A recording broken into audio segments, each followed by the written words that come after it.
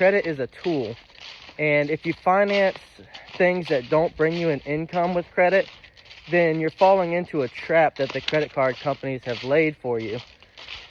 Credit is a tool in the way that it is a good tool for financing things that propel you forward, like things that bring you monetary gains, equipment for your business, or something like that. That's what credit should be used for. If you can use it to make money, then financing is a good decision. But having said that, you don't want to get stuck in high interest rates either. So avoid spending credit on things like vacation and vehicles and things that don't move you to the next level. Use your credit wisely. It's a tool, and it can take you to the next level, and it is a fair game if you understand it. So that's just my 2 cents. Hope you like my jacket. Later.